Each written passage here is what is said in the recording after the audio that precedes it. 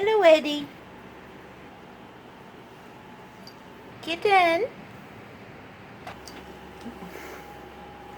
Hello, Eddie. Need that. Excuse me.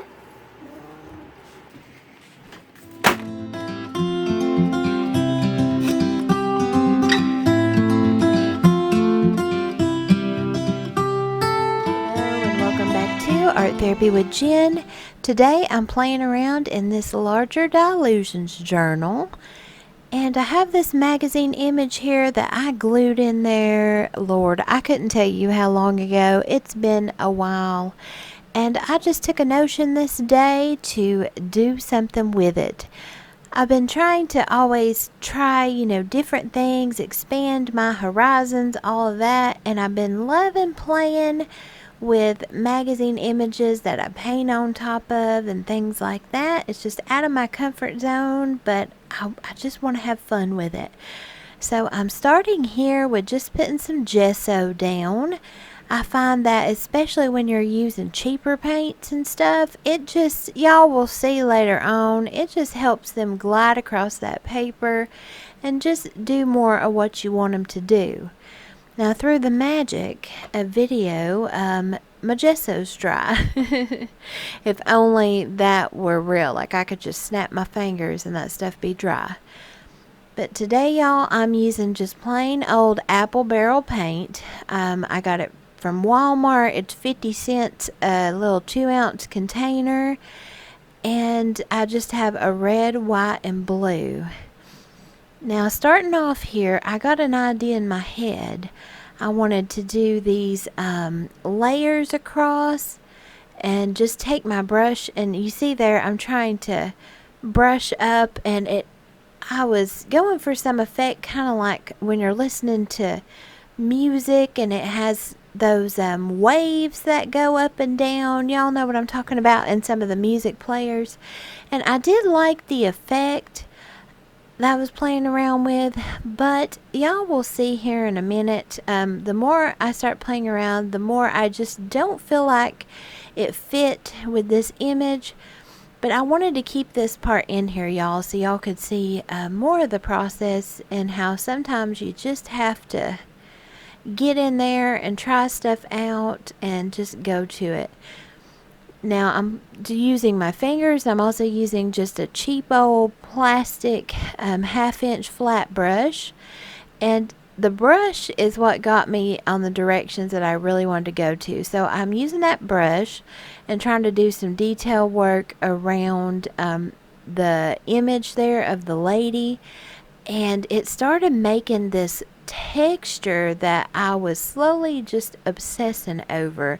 And also with the colors mixing slightly, it gave it this grayish, lavenderish hue that you're seeing there, and almost a cloud-like effect. And it was just fun because I was just whipping that paintbrush around and just making a mess and mixing stuff together and having a good old time. And I just went with it, y'all. And y'all will see it develop here as I pick up more of the colors, and having that gesso underneath really helped them glide together.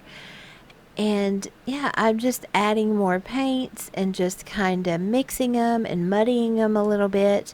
And I found that it mimicked the lady's dress there with the red and then the blue circular design on top. And it just made for this really fun background. Y'all can see it develop there, and I'm definitely going to have to do this again because I had a ball and a half, y'all, just throwing paint on there and scrunching it down. I loved it. And see, I can use a paintbrush. I always use my fingers, but I can use a brush. And there y'all see it. It's still wet there, but that is the finished effect I had. And then here, it's dry. And like I said there's grays and blues and reds. I was digging it. Now, I wanted to add some more details. So, and again, it's fully dry. This is several days later. I'm going in with a gel pen and just adding designs. Now, hindsight is 20/20. I'm going to tell y'all, I do not recommend using a gel pen for what y'all are going to see me do, because I'm going to be coming back through and painting over that where I did those gel pen marks. And y'all, gel pens will bleed through anything, at least white paint I have found. So you'd have to do 10 layers on top of that sucker to, cover up that gel pen. So if I did this over again, I'd probably use a pencil, just FYI. But y'all see me there with my Posca paint pen, and I'm filling in those shapes that I drew in. Had this idea of just, I don't know, wisp, ropes, clouds, these white things here, just whipping through the screen, almost, I guess, like vines maybe, and weaving in and out of her, and just kind of like thoughts coming from her mind.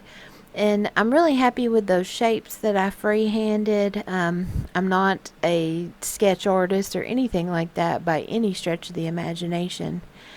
And here I'm using the gel pen again to lay out some words, and I'm trying to write very neatly.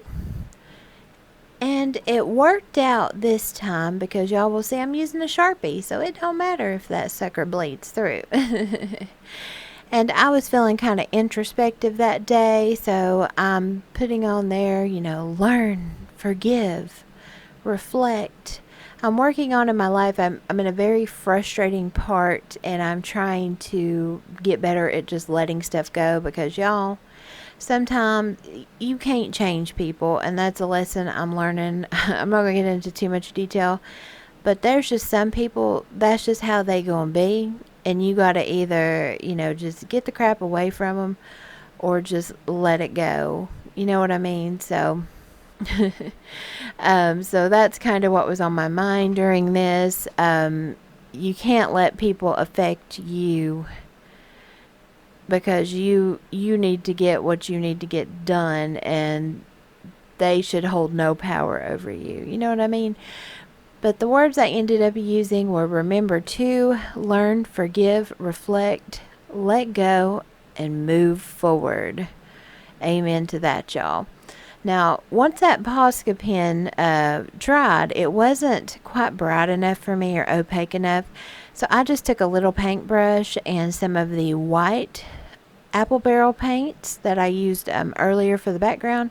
And I'm just going over top of them, just to make them brighter, stand out more, and just more opaque, because I really want those to pop off the page.